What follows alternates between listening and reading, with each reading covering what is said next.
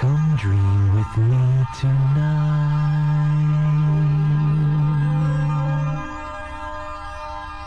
Hi, my name is Teddy Ruxpin. Can you and I be friends? I really enjoy talking to people. I would like you to meet some of my other friends too. We're going to have lots of good times together.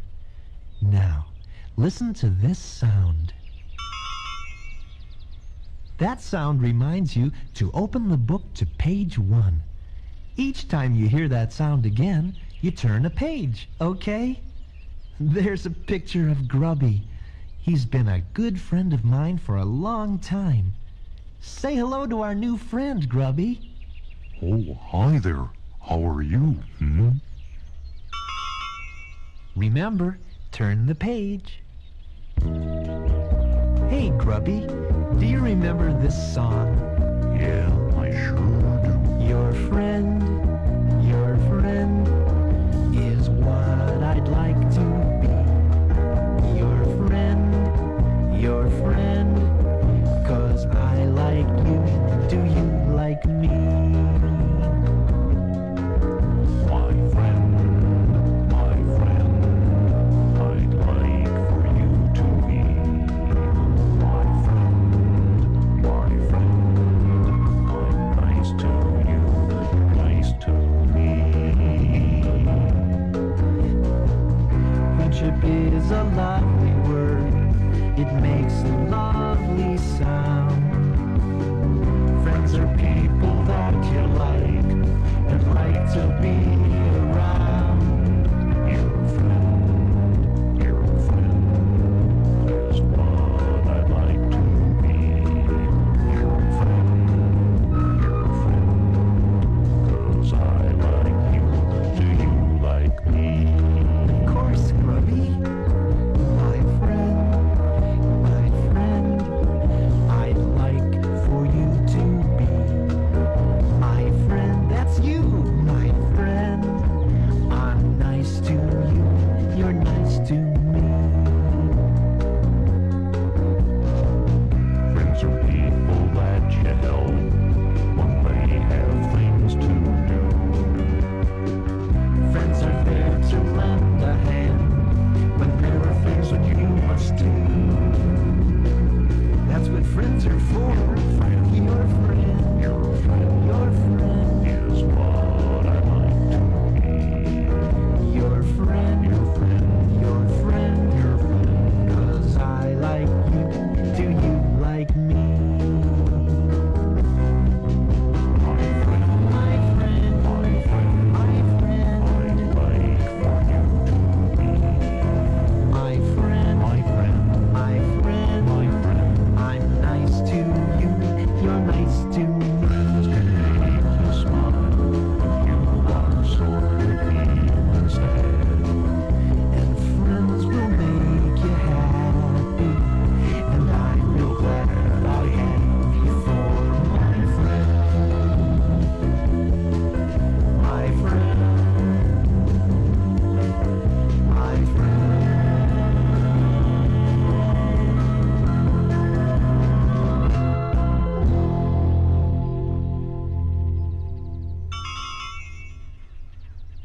Grubby and I had always wanted to go in search of new and wonderful things.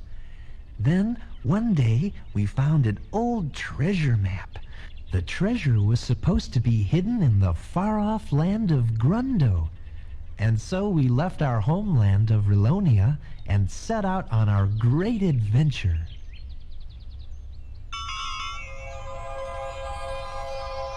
Let's go to far-off places and search for treasures bright. Grundo was a long way from Relonia, and after walking for many days, it didn't seem like we had made much progress. Teddy, my feet are getting sore. I must have stepped on every rock between Relonia and here. You didn't tell me that adventure seeking would be this hard on my feet. As you can see, Grubby does have a lot of feet to worry about. So we decided to camp there overnight. The next morning, Grubby's feet were better, and we continued on our journey. That was the day we met Newton Gimmick. Oh, hello there. My name is Newton Gimmick, but everyone just calls me Gimmick. I'm an inventor. Oh, yes, indeed. We discovered that Gimmick is a marvelous inventor. Oh, I think marvelous inventor might be exaggerating. It would probably be sufficient to say, wonderful inventor. We also discovered that Gimmick is modest. We told Gimmick that we were on a journey to find a treasure. He said that one of his latest inventions might be very useful to us. Grubby and I were very interested, so we went to Gimmick's house to see just what this new invention was. Yes, here it is. I call it an airship. It looks like a boat. Oh, well, as a matter of fact, it did start out to be a boat, but then I realized I'm not very close to water. No, you're not very close to water. Yeah, it would be kinda good for a boat to be close to water. Precisely. That was my exact conclusion. But then the idea hit me. If a boat could float on water, it could also float on air. If the air is hot, that is. Gimmick explained that by pumping hot air into a giant airbag under the ship, the hot air would rise and cause the ship to lift off the ground. It sounded logical, but somehow something didn't seem quite right. Teddy, something doesn't seem quite right. As the airbag filled with hot air, the ship began to lift off the ground. Hey, Teddy, it's working. Yes, just as I expected. Make sure all the tether lines are tight. Everyone, get aboard. The ship lifted off the ground, and Newton Gimmick was delighted with his new invention. But somehow something still didn't seem quite right. Do you know what it was? Teddy, something still doesn't seem quite right. And I think I know what it is. Whoa! Hey, we're tipping over! Watch out, Grubby!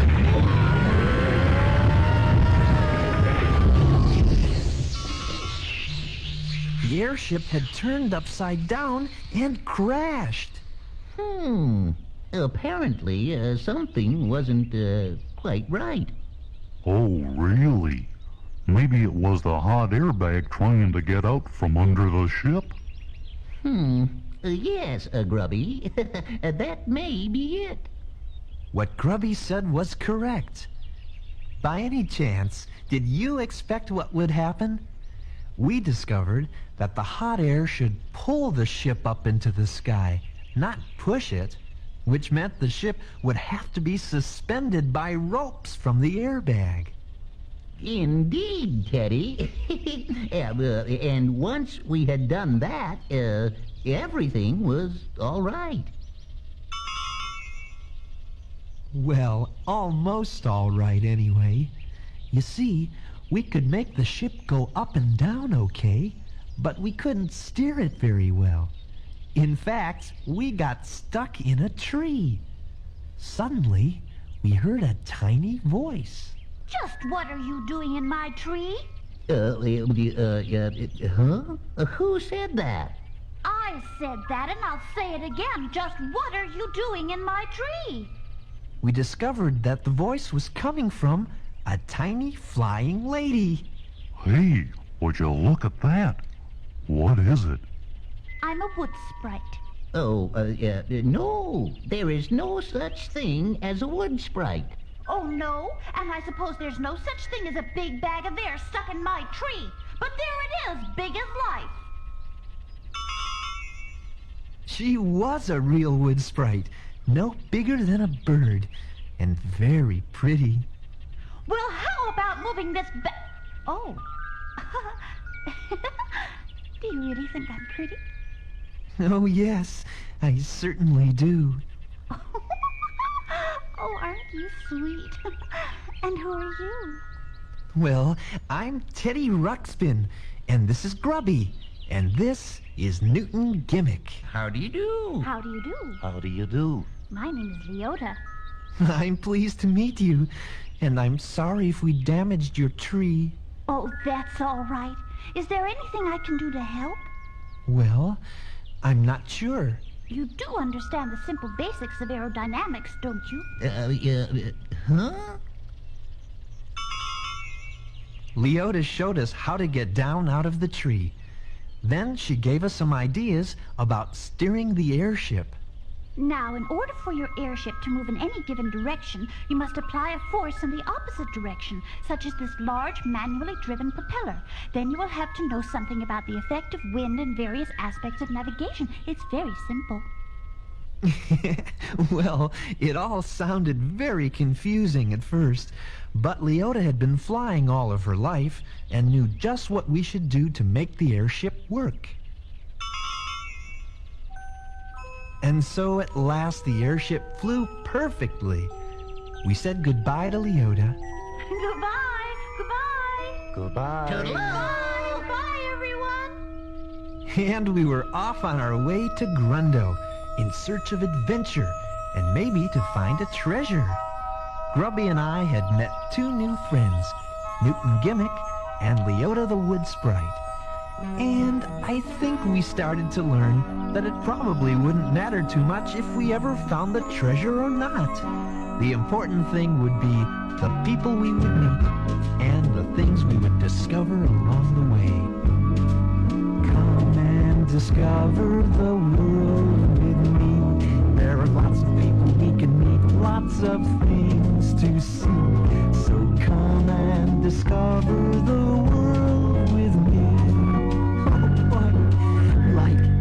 What makes the leaves in autumn fall? What irritates a honeybee? Why are some people 6 feet tall? And others only 3. What makes the snow in winter fall? How does a sheepdog see? How come my favorite rubber ball can't bounce into a tree? And sometimes when I trip and fall, why does the ground jump up at me? Huh, I never thought about that. Come and discover the world with me.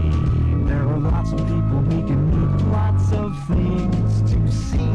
So come and discover the world with me.